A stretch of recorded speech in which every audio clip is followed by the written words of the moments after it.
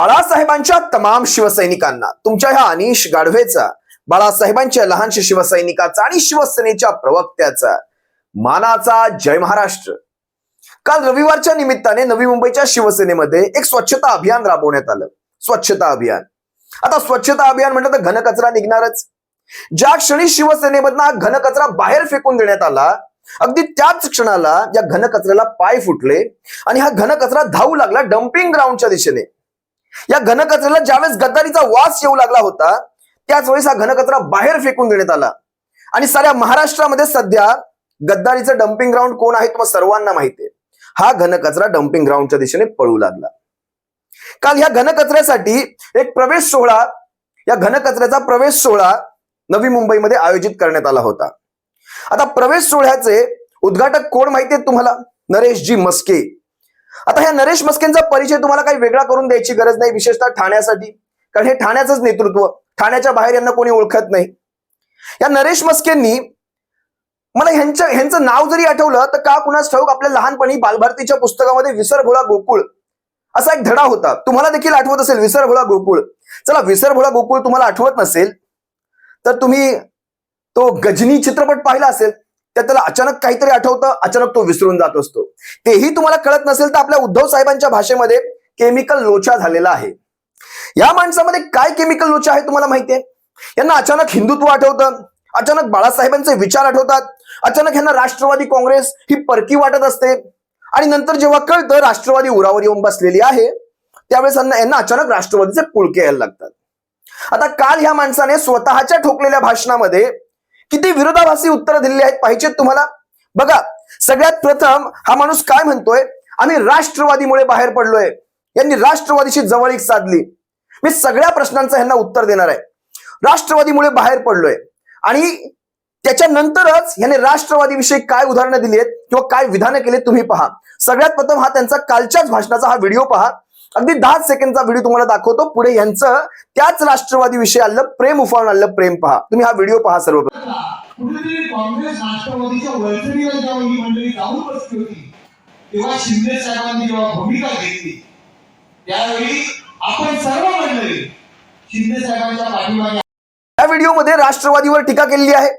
आता हा व्हिडिओ पहा, याच्यामध्ये राष्ट्रवादी काँग्रेस कशी जिंदाबाद, भारतीय जनता पक्ष कसा जिंदाबाद, फडणवीस कसे जिंदाबाद, सगळ्यांच्या जिंदाबादचे ह्याने नारे ठोकलेत। मी का म्हणतो केमिकल लोचा, मी का म्हणतो विसरभोळा गोकुळ, तर ह्याच कारणांसाठी। हा देखील व्हिडिओ पहा। फक्त एकनाथ शिंदे साहेब जिंदाबाद, देवेंद्र फडणवीस साहेब जिंदाबाद, अजित दादा जिंदाबाद बोलून चालणार नाही।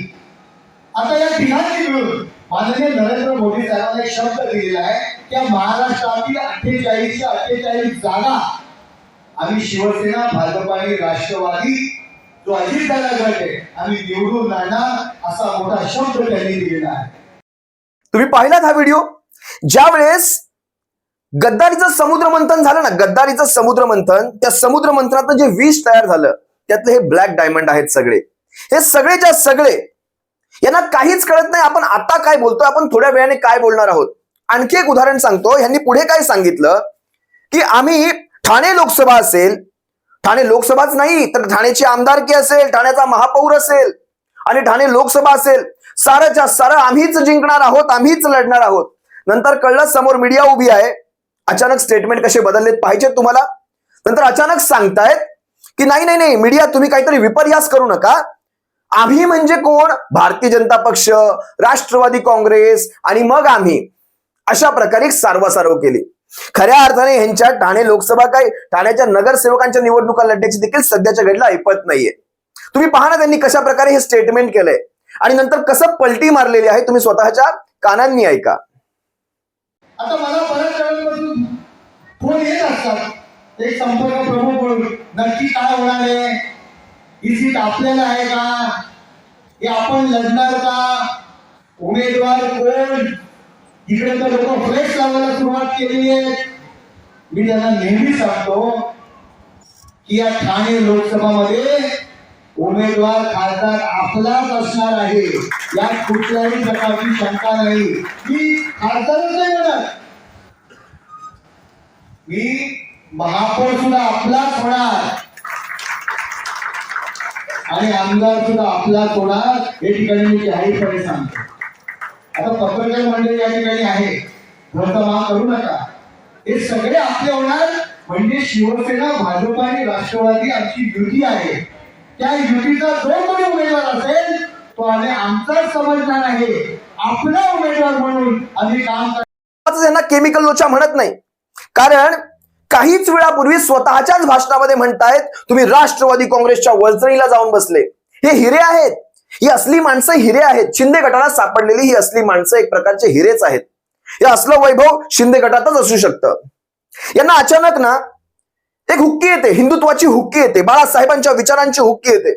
काय म्हणतात, बाळासाहेबांचे विचार सोडले, हिंदुत्व सोडलं. 2004 मध्ये ज्यावेळेस नारायण राणे पक्षातनं बाहेर पडले त्यावेळेस राणेंच्या मागे मागे हा माणूस कुठपर्यंत पोहोचला होता.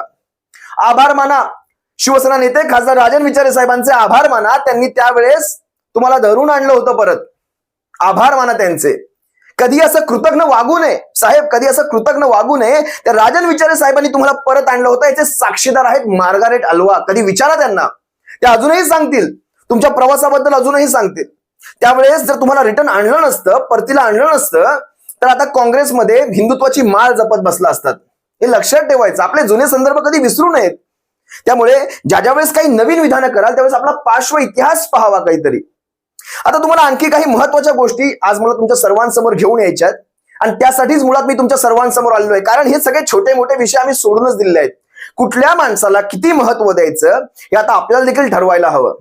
ज्यांना कोणीही महत्व देत नाही, यांना ठाण्याच्या 4 भिंतींच्या बाहेर कोणीही ओळखत देखील नाही, त्यांना आपण किती महत्व द्यायचं हा देखील आपल्याला विचार करायला हवा. पण काल ज्या प्रकारे यांनी काही आरोप शिवसेना नेते खासदार राजन विचारे साहेबांवर केले त्यावर मात्र बोलणं मला गरजेचं वाटतं. आणि आरोप काय होता पहा. यांनी बाजूला जे विजय चौगुले बसले होते त्यांच्या गटाचे जिल्हा प्रमुख विजय चौगुले साहेब, ज्या वेळेस नरेश मस्के बोलत होते की विजय चौगुले ज्यावेळेस 2009 ला लोकसभेसाठी ठाणे लोकसभेमधनं उभे होते शिवसेनेच्या तर्फे, त्यावेळेस यांच्या पराभवाचा बेत खासदार राजन विचार यांनी आखला होता. त्यावेळेस खासदार राजन विचार हे ठाणे विधानसभेमधनं आमदार होते. आता आपल्याला लक्षात घ्यायला हवं, चला ठीक आहे तुम्ही बोललात, तुमच्या तोंडात शब्द आले, तुम्ही फुकाचे बोलून गेले.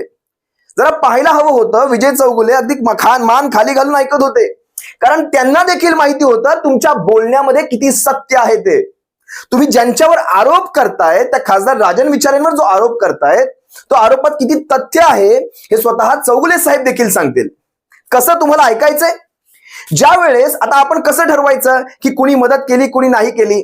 समजा एक लोकसभा, त्या लोकसभेच्या अंतर्गत 6 विधानसभा म्हणजे मीरा भाईंदर एक विधानसभा जिथे गीता जैन अपक्ष आमदार आहेत, ओळा माजीवडा म्हणजे ठाण्याच्या लोकसभेच्या अंतर्गतल्या विधानसभा सांगतोय. ओळा माजीवडा प्रताप सरनाईक आहेत, इकडे कोपरी पाचपाखाडीमध्ये एकनाथ शिंदे आहेत, मग ऐरोली विधानसभेमध्ये गणेश नाईक आहेत, ठाणे विधानसभा जिथे संजय केळकर आहेत, त्याच्यानंतर बेलापूर विधानसभा मंदा म्हात्रे आमदार आहेत. जवळपास 3 आमदार शिंदे गटाचे, भारतीय जनता पक्षाचे, सध्याचे 2 आमदार शिंदे गटाचे आणि 1 अपक्ष आमदार असं तुम्ही पकडा.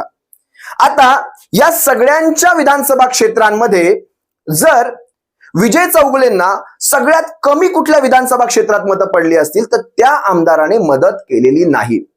हा एक सर्वसामान्य अंदाज असतो, असा थेट कयास बांधता येत नाही, पण तसा तुम्ही पकडा की मला या 6 विधानसभा क्षेत्रातनं जिथे खासदार राजन विचारे त्यावेळेस आमदार होते तिथे सगळ्यात कमी मतदान कसं काय झालं. म्हणजे यांनी माझ्या विरोधात लोकांना माझ्या विरोधातच प्रचार झाला असं समजू शकतो आपण, पण तसं चित्र अजिबात नाही. चित्र याच्या उलट आहे. आणि हे चित्र काय सांगतं माहितीये का, की यानं त्या प्रकारे खासदार राजन विचारेंना डावलण्यासाठी विजय चौगुलेंसाठी ती तिकीट मागवून घेण्यात आली आणि विजय चौगुलेंचा तिथे हकनाक बळी देण्यात आला. कसा माहितीये, कारण दोनही मतदारसंघामध्ये जे ह्यांच्याकडे होते, एक आहे ओळा माजीवडा आणि एक स्वतःचा कोपरी पाचपाखाडी, बाकीचे 3 तर भारतीय जनता पक्ष, सारं काही आलबेल. भारतीय जनता पक्ष किती मदत करतो तुम्हाला सर्वांना माहिती आहे, आणि त्या अपक्षाचा सोडूनच द्या गीता जैनचं. पण ह्यांच्या दोनही मतदारसंघात विजय चौगुलेंना सर्वात कमी मतदान झालं. यांच्या दोनही मतदारसंघात म्हणजे प्रताप सरनाईक असतील, कोपरी पाचपाखाडीमध्ये एकनाथ शिंदेच्या मतदारसंघात असेल, सगळ्यात कमी मतदान झालं. मग तुम्ही मला सांगा, जिथे आमदार म्हणजे त्यावेळेसचे आमदार राजन विचारे साहेब होते त्यांच्या मतदारसंघात यांना लीड मिळते. कुणाला विजय चौगुलेंना लीड मिळते आणि ह्यांच्या दोघांमध्ये यांना सगळ्यात कमी मतदान होतं. म्हणजे जो पहिल्या नंबरचा उमेदवार असतो, तुम्हाला ते देखील सांगतो, त्यावेळेस 2009 मध्ये संजीव नाईक राष्ट्रवादीतर्फे होते, विजय चौगुले शिवसेनेतर्फे आणि राजन राजे मनसेतर्फे. आता राजन राजेंची आकडेवारी मी काय तुम्हाला सांगत बसणार नाही मनसेची. तुम्हाला मी मीरा भाईंदर मध्ये संजीव नाईक यांना पडले होते 53,000 मतदान आणि त्याच मीरा भाईंदर मध्ये विजय चौगुलेंना पडलं 30,000 मतदान. खरं तर मीरा भाईंदर मध्ये प्रताप सरनाईकांचा इन्फ्लुएन्स असायला हवा होता, कारण त्यांचा बराचसा भाग त्यांच्या विधानसभेचा हा मीरा भाईंदर मध्ये देखील आहे, पण मदत झालेली नाही. बघा बरं, कुणी मदत केलेली नाही. हे आरोप किती फुकाचे आहेत. ओवळा माजीवडा जिथे स्वतः प्रताप सरनाईक आमदार आहेत, त्यांच्या क्षेत्रात संजीव नाईकांना 41,000 मतदान होतं आणि विजय चौगुलेंना होतं फक्त 35,000 मतदान. कसं काय बुवा? मग खऱ्या अर्थाने मदत कुणी केली नाही. जरा विश्वप्रवक्ते तुम्ही जरा स्पष्टच सांगितलं असतं तर बरं झालं असतं. जरा हे आकड्यावर वाचून आले असतं तर बरं झालं असतं. पुढे कोपरी पाचपाखाडीमध्ये संजीव नाईकांना 41,000 मतदान होतं आणि विजय चौगुलेंना फक्त 49,000 मतदान. म्हणजे ज्या माणसाने स्वतः तिकीट मागून आणली, ह्यांच्यासाठी आणली, त्या माणसाने स्वतःच्या मतदारसंघातून देखील जवळपास शिवसेनेचं तिथे 80,000 मतदान असताना शिवसेनेचं 80,000 मतदान कोपरी पाचपाखाडीत आहे. त्याच्या निम्म देखील मतदान इथे पडलं नाही, म्हणजे 41,000. मग कुणी मदत केली नाही. एकनाथ शिंदेंनी हा प्रश्न स्वतःला विचारावा, किंवा ओळा माजीवाड्याच्या आमदारांनी प्रताप सरनाईकांनी स्वतःला विचारावा, किंवा त्यांच्या विश्वप्रवक्त्यांनी पहिला हा प्रश्न स्वतःला विचारावा. आता तुम्हाला सांगतो, ठाणे शहरामधनं जिथून स्वतः राजन साहेब आमदार होते त्यावेळेस संजीव नाईकांना पडताय 40,000 मतदान आणि विजय चौगुलेंना पडतं जवळपास 45,000 मतदान. म्हणजे 5,000ची लीड तिथे आहे. मग मतदान कुठे गेलं? आणि तुम्हाला आणखी एक गोष्ट सांगतो, त्याच ठाणे विधानसभा मतदार क्षेत्रात आता भाजपचा आमदार आहे. म्हणजे भाजपचं तुल्यबळ आणि तिथे संख्याबळ भरपूर होतं, तरी देखील तिथे आपण 45,000 मतदान दिलं.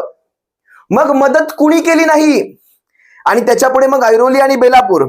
ऐरोलीमध्ये 62,000 संजीव नाईकांना आणि 48,000 विजय चौगुलेंना.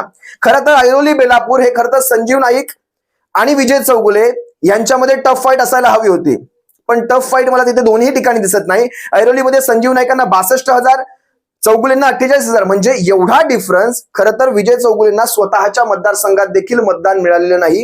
ही पहिली शोकांतिका त्यांनी स्वतःला विचारायला हवी. इतरांवर कुणा आता हा प्रश्न खरंच विजय चौगुले विचारतायत का फक्त हे विश्वप्रवक्ते, हे चाणक्य विचारतायत? हा महत्वाचा प्रश्न.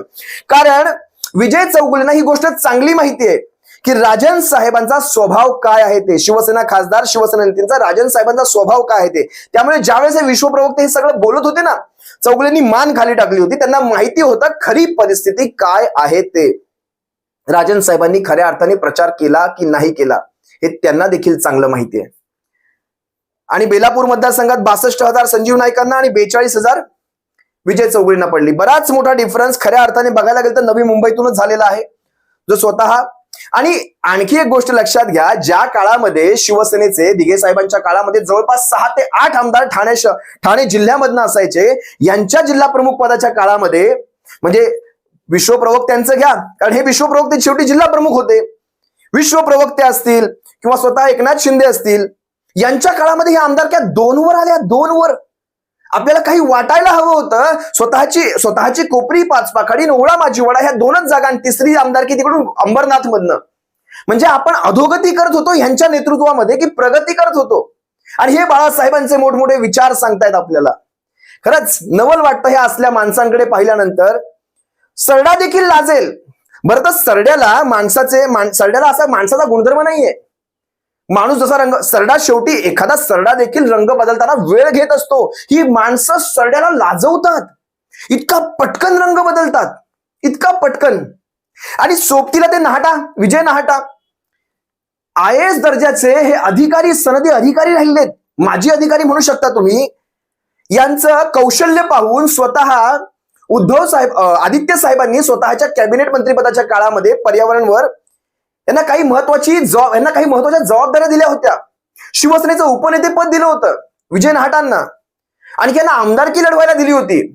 आता मला सांगा, या नाहटांनी ज्यावेळेस स्वतःचं भाषण ठोकलं तिथे, तुम्हाला 8 वर्ष झाली इनमिन शिवसेनेमध्ये येऊन. या 8 वर्षाच्या काळातच तुम्ही पक्ष सोडला. खूप खूप अशी गतिमान प्रगती आहे तुमची 8च वर्षामध्ये. या 8 वर्षाच्या काळात तुम्ही आमदारकी लढवली, या 8 वर्षाच्या काळात तुम्ही उपनेते पद मिळवलं, या 8 वर्षाच्या काळात तुम्ही पर्यावरणामध्ये महत्वाच्या पदावर तुम्हाला बसवण्यात आलं. मग मला सांगा, तुमच्यावर अन्याय झाला, ही बोंब तुम्ही कशी काय ठोकू शकलात तिथे? ज्या विठ्ठल मोरेंवर तुम्ही जो आरोप लावलात की विठ्ठल मोरे असे, विठ्ठल मोरे तसे, अहो एकनिष्ठ माणूस आहे शिवसेनेचा हा. आजही त्यांचं वय पाहता आम्ही त्यांना प्रत्येक आंदोलनामध्ये पाहतो. मला खरंच विठ्ठल मोरे साहेब, जर तुम्ही आम्हाला पाहत असाल तर तुम्हाला एक मानाचा जय महाराष्ट्र तमाम महाराष्ट्रातल्या लाखो शिवसैनिकांतर्फे नक्कीच बनतो. कारण तुम्ही आमच्यासाठी आदर्श आहात. त्यावेळेस तुमची आमदारकीची तिकीट काढून ह्यांच्या अंगावर टाकली गेली होती. विठ्ठल मोरे साहेबांची आमदारकीची तिकीट काढण्यात आली आणि या नाहटांना देण्यात आली होती आणि हे म्हणतात आमच्यावर अन्याय झाले. बरं, ज्यांच्यावर खऱ्या अर्थाने जर आपण म्हणतोय ह्यांच्यावर अन्याय झाले, तर मग विठ्ठल मोरेंवर काय झालं होतं, जे आजही शिवसेनेमध्ये प्रामाणिक आहेत? आणि काय म्हणाले हे नरेश मस्के विश्वप्रवक्ते म्हणाले की हा विठ्ठल मोरेंना घेऊ नका, हे जिल्हा प्रमुख अरे ते येणारच नाहीत. आणि ते तुम्हाला पचवायची तुमच्या ताकद पाहिजे ना. निष्ठावंतांना घेण्याची तुमच्यामध्ये दानत आहे का, तुमच्यामध्ये ताकद आहे का, हा प्रश्न कधी स्वतःला विचारा. काल ते 3-4 ते घनकचऱ्यामधले तुम्ही घेतलात आणि त्यांच्या जीवावर एवढ्या वल्गना मारल्या, शेवटी स्वतःचे स्टेटमेंट बदलावे लागले. ठाणे लोकसभा जी दिघे साहेबांच्या काळामध्ये या भारतीय जनता पक्षाच्या घशात हात घालून काढण्यात आली होती, ती ठाणे लोकसभा तुम्ही माथी मारलात. अरे अशी पायावर ठेवलात, त्या भारतीय जनता पक्षाच्या पायावर ठेवलात का? कारण तुम्हालाही माहिती आहे आम्हाला कुठल्या खासदारक्या सेफ करायच्या होत्या. आम्हाला काही बोलायला जास्त लावू नका साहेब. विजय नाहटा साहेबांकडनं खरंच या अशा अपेक्षा नव्हत्या. कारण एक सनदी दर्जाचा अधिकारी आम्हा तरुण वर्गासाठी या अधिकाऱ्याला आम्ही एका अशा ठिकाणी ठेवत असतो की ह्यांना आम्ही आपला आदर्श मानत असतो, सनदी अधिकारी म्हणून. बरं, पण ज्या प्रकारचा तुम्ही एक घाणेरडा शब्द प्रयोग तिथे केलात, तो भिकार आणि पुढे 2 स्टार मारतो मी, तो शब्द तुम्ही वापरलात, तो शब्द देखील मी खुल्यामध्ये घेऊ शकत नाही. आणि एका सनदी अधिकाऱ्याकडनं या अशा प्रकारच्या शब्दांची तर आम्हाला बिलकुल अपेक्षा नव्हती. सनदी अधिकारी, IAS दर्जाचे अधिकारी, म्हणजे सर्वोच्च पदाचे, तुम्ही भारतीय प्रशासकीय सेवेतले अधिकारी, तुमच्याकडनं असा भिकार आणि 2 स्टारचा तो शब्द येतो. अरे कुणासाठी का असू द्या, राजकारण राहिलं, पण आपलं शिक्षण आपल्याला काय सांगतं? आपलं शिक्षण आपल्याला ह्या गोष्टींची परवानगी देतं का? जर ह्या गोष्टींची आपलं एवढं मोठं झालेलं शिक्षण आपल्याला ह्या गोष्टींची परवानगी कारण आदित्य साहेबांनी ज्यावेळेस तुम्हाला पर्यावरण खात्यामध्ये त्या महत्वाच्या पदाची एक जबाबदारी दिली होती, कारण तुमचा अनुभव होता तो. शेवटी शिक्षण असतं ते. आदित्य साहेब उच्च शिक्षित आहेत, त्यांनी तुमच्यातला तो अर्थ जाणला, तुमच्या शिक्षणाचा, तुमच्यातली ती क्वालिटी, तो गुण जाणला. पण आज तुम्ही काय करताय? शेवटी तो वाण नाही पण गुण लागला, गुण नाही काय ती म्हण आहे, जे काही असेल ते, तो लागला तुम्हाला, गुण लागला साहेब, गुण लागला. तुमच्यातलं शिक्षण वायाला गेलं. तुम्ही नवी मुंबईचे आयुक्त राहिलात माझ्या मते. काय मिळवलं हे सगळं करून? काय? ह्या सगळ्या राजकारणाच्या पायी ज्यावेळेस एक अशी वेळ येते, माणूस स्वतःचं आत्मपरीक्षण, आत्मचिंतन करायला बसत असतो की ह्या सगळ्यामधून खऱ्या अर्थाने मी काही मिळवलं का? बरं, मला जे मिळवायचं होतं ते नेमकं कशाच्या स्वरूपात मिळवलं? लोकांच्या आशीर्वादाच्या स्वरूपात मिळवलं की लोकांच्या शिव्यांच्या स्वरूपात मिळवलं की धनाच्या स्वरूपात मिळवलं? नेमकं मी मिळवलं काय? त्यावेळेस मात्र तुमचे हात असे रिते असतील, सर्वांचे हात असे रिते असतील. कारण एका स्वार्थाने भरलेली माणसं आहात तुम्ही सारी. कुणाचे हॉटेल इंडस्ट्री असेल, कुणाचे कसले कॉन्ट्रॅक्ट असतील, कुणाचे काही स्थायी विषय असतील, तिथे प्रत्येकाचे हात असे अडकलेले आहेत. साहेब आमचे हात स्वच्छ आहेत, आमचे हात स्वच्छ आहेत. आम्ही आणि आमच्यासारख्या माणसांना ती निष्ठा लागते तोलण्यासाठी. त्या तराजूमध्ये तुम्ही विठ्ठल मोरेंचं नाव घेता, त्या माणसाला तोलण्यासाठी तुमच्याकडे तेवढ्या वजनाची निष्ठा लागेल. ती निष्ठा तुम्ही कुठून आणणार? ती निष्ठा आणण्याची तुमची तयारी नाही, त्यामुळे त्यांना घेऊ नका. हे असंच तुम्ही बोलू शकता. जास्त काही या विषयावर बोलत नाही. जेवढं बोलले तेवढं मला वाटतं ह्यांच्यासाठी अगदी योग्य आहे. अजूनही विचार करा. म्हणतायत भविष्यामध्ये, अरे तुमचं भविष्य अगदी काही दिवसांवर येऊन ठेपलंय. या शिंदे गटाचं भविष्य काही दिवसांवर येऊन ठेपलंय आणि तुम्ही आम्हाला सांगणार? सोडून द्या राजन विचारे साहेबांचं काय असेल, कोण खासदारकी लढवेल. अहो राजन विचारे साहेब यावेळेस त्या ठाणे लोकसभा मतदारसंघातनं आतापर्यंत ज्यावेळेस, कारण लक्षात घ्या एक गोष्ट तुम्हाला मी एक आतली सांगतो, ज्या वेळेस लोकसभेची निवडणूक हे लढले किंवा विधानसभेची निवडणूक ज्यावेळेस ठाण्यातनं लढले, प्रत्येक वेळी यांच्यासाठी कुठलाही प्रचाराचा फौज फाटाच नव्हता.